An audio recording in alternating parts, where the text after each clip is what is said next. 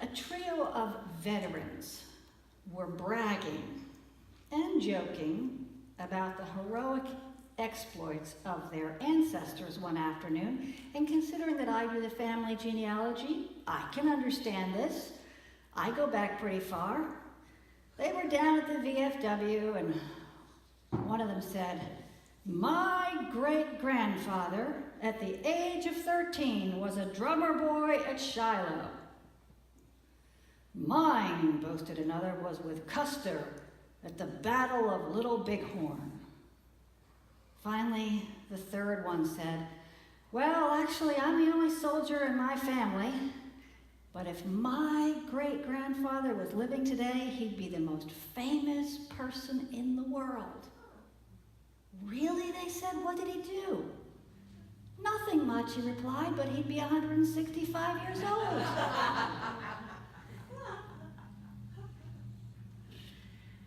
Isn't it good to know that unlike people, when it comes to God, it is impossible to brag. Whatever we say, no matter how grandiose it is, it will be true. Now, the author of Ephesians wins the prize when it comes to flowery, expansive language. To be perfectly honest, as I read the Greek in Ephesians and in other letters, it doesn't sound like Paul. And this authorship is disputed. To me, it sounds like somebody took Paul's basic message, swallowed a thesaurus, and went crazy with adjectives. But regardless of who or what or how Ephesians was written, there are some real gems here, even though I find myself cutting down on the flowery language to find them. This is a prayer for three basic things. First, that we might be strengthened with power through God's Spirit in our inner being, so that Christ may dwell in our hearts through faith. Second, that having been rooted and established in love, we may have power, together with everyone else in the church, to grasp how wide and long and high and deep is the love of Christ. And third, that we may know God's love that surpasses knowledge, and as a result be filled to the fullness of the measure of God. To put this even more simply, this is a prayer for spiritual strength, spiritual wisdom, and spiritual oneness with God. Almost the entire prayer is written in the plural. It's you as a group. We can't do that in English. In English, you could be plural or singular, but in Greek, you can. It's all in the plural except for one part, and that is the prayer that we be strengthened in our inner selves. More literally, it's in your inner person. The word is anthropon, which is inclusive of both men and women. We are talking about the inner being of each one of us. It's the part of us that's really us. There are people who don't want to know their inner selves. You may have met them. They're anxious to get away from themselves. They absolutely cannot tolerate being alone. If there's no people around, then they have to have the TV show on, and it has to be a show that does not encourage introspection in any way. If that won't work, the radio, the computer. If that's not enough, well, then there's always alcohol or drugs or shopping, anything at all to avoid being stuck alone, psychologically facing the mirror. I'm not sure what the source of the fear is, but I suspect it's shame. Deep down, if we think that we will be found lacking, we do anything we can to avoid ourselves. Ephesians prays that not only we not successfully run from ourselves, but that we be strengthened in that inner self. Instead of hiding away in shame and fear, Ephesians asks God to make us whole and strong from the inside out. That's pretty awesome. Furthermore, this strengthening is not half measure on our God's part. It is everything we need, because we will be strengthened with power, or dunamis. Dunamis is where we get, guess? Anybody? Dynamite? There's so many Greek words in English. It's power. It's powerful power. But it's a special kind of power in this case. It's the ability to accomplish something. It's the power that enables us to do the good things that we want to do. When our efforts are just not enough, when we just can't seem to find that self-discipline because it just is gone. And we know what we should do and we can't do it. It's the power that will enable us to do what it is we should do. It's extra strength, right where and when we need it. When we are strengthened like this, Christ dwells in our hearts through faith. This is actually just another way of saying that God dwells with our inner self. Because the heart then had a different meaning than the heart does now. Today, we think of the heart physically as a pump, or metaphorically as an emotion, usually love. But the people of the first century believed that the heart was an intelligent organ. They thought that the heart thought. They believed that the head took care of random things like algebra, that you don't really need on an everyday, the analytical stuff.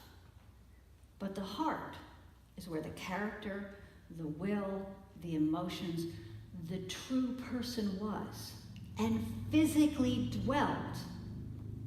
So we just think, thinking is all up here, but they considered thinking to be a dual process. And this concept actually lasted a long time, long enough for it to make its way into our language, although we don't think about it. For a moment, just consider the things we say. We talk about, I was thinking with my head, my heart, not my head, when I made that decision. We say, I knew in my heart it was right. Or, she's got a good heart. Or even, my heart longs for. The list goes on and on. But it's not just poetry. It actually is based on an earlier understanding of how the human body works. But the physical location of our personality doesn't really matter as long as we understand the message. To say that God dwells in our hearts is a way of saying that God lives with the real me. That person I'm sometimes embarrassed by and think might not be good enough. That's the one Jesus lives with. And this is just the beginning of what God has in mind. Because Ephesians goes on to pray that we might gain true spiritual wisdom. And this wisdom comes from having a deep and secure foundation. Now, anyone who's ever transplanted something knows the importance of digging a hole that's deep enough. I can't tell you how many times I've seen people dig a little bit, put the marigold in, it's half out, and then they wonder why it didn't survive. You have to get it deep enough for it to root, and don't forget to water it.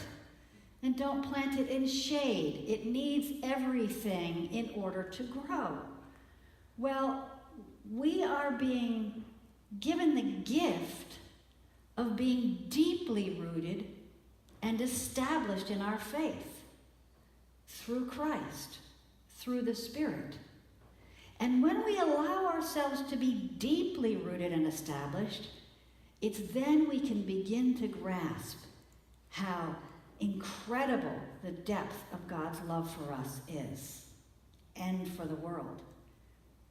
We don't really know if there's any specific meaning behind wide and long and high and deep, other than it just being a way of saying that God has everything covered.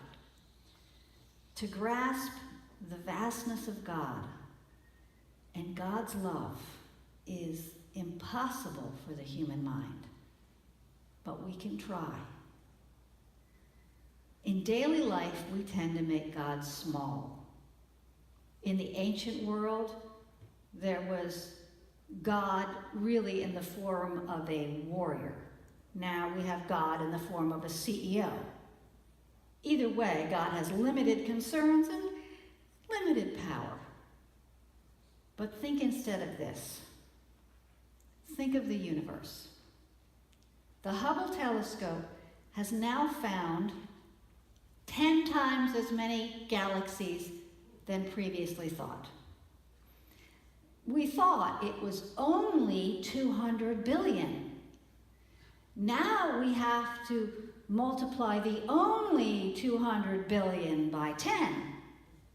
Now there are at least 100 million stars in our galaxy alone.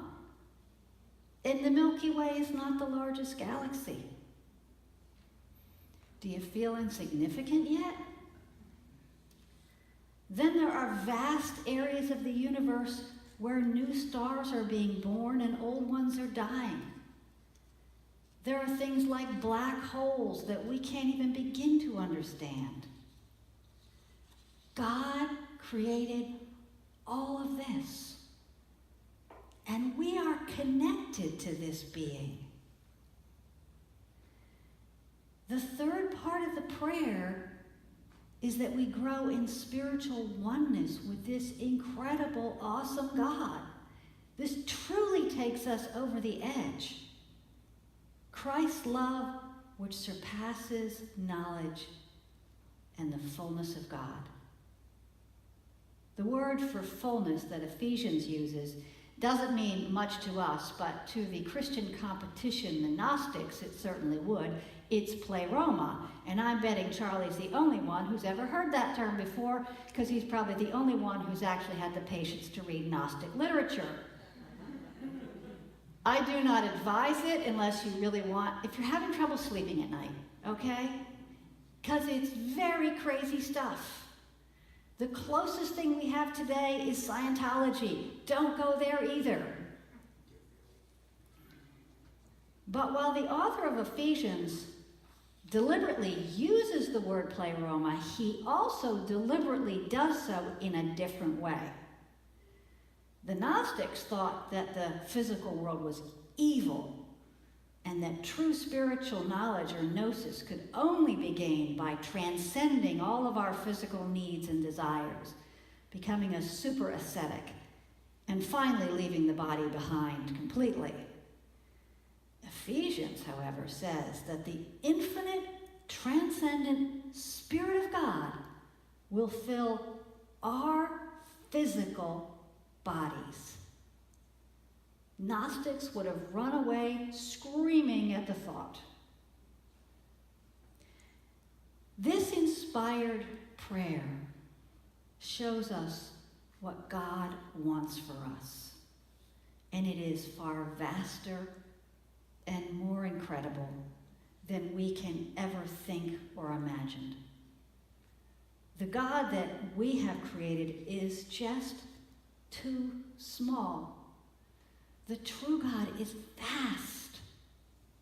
And this God wants us to open ourselves to this all that the Spirit has for us. We are weak, fallible beings.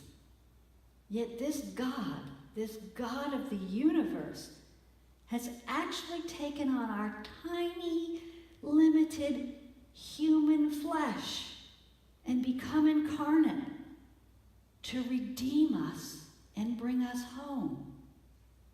How amazing is God's love? How do we respond? Where do we begin? We begin with where this prayer began.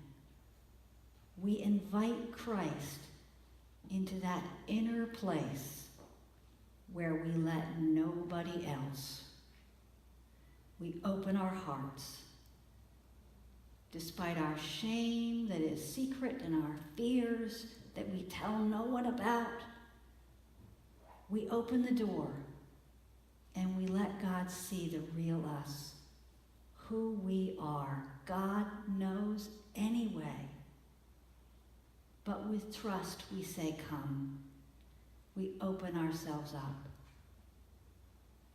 We open the door and say yes to God's infinite love, healing, and transforming power.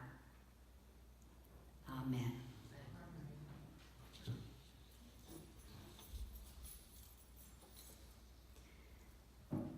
Because it is communion, we don't have a response of faith today. We go straight to prayer.